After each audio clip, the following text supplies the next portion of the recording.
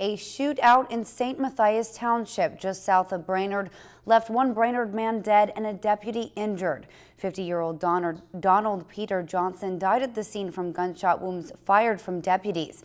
Hannah Tran now joins us live at the scene with more. Hannah, what can you tell us? Well, Jamil, Sheriff Todd Dahl from Crow Wing County tells me that during his 27 in Crow Wing County, he has not seen a report of a deputy shot and injured during his line of duty. He also confirmed to me that the injured deputy was shot in the arm near the shoulder. This incident is nothing short of shocking to nearby neighbors in this quiet township.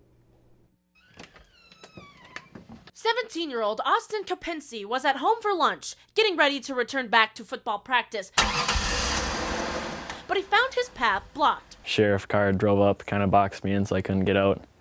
Came to the door, told us to lock all the doors and stay inside. That's because a shootout was unfolding at his neighbor's house. 50-year-old Donald Peter Johnson died from gunfire shot by Crow Wing County deputies after Johnson injured a deputy with a bullet to the arm.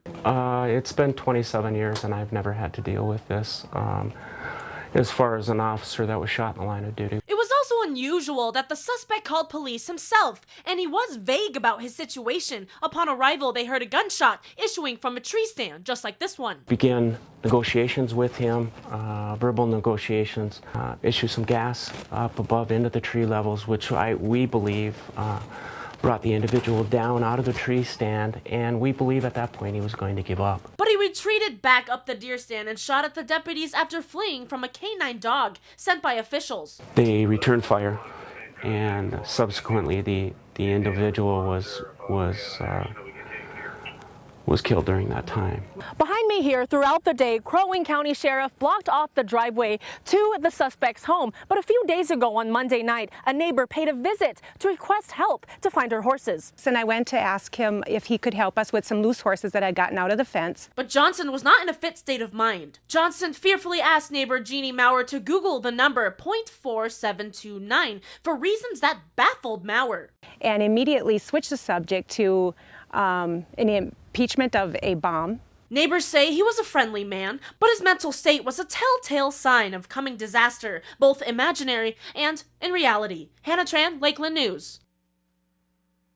Now, Jamil, autopsy results are yet to be released to confirm whether or not drugs or substances were in his system during the time of the incident. And neighbor tells me that he was running his fingers through his hair in a stressful manner after she asked him whether or not he was on any medication. Back to you, Jamil.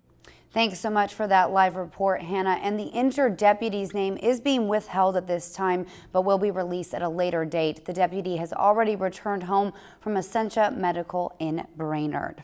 If you've enjoyed this segment of Lakeland News, please consider making a tax-deductible contribution to Lakeland Public Television.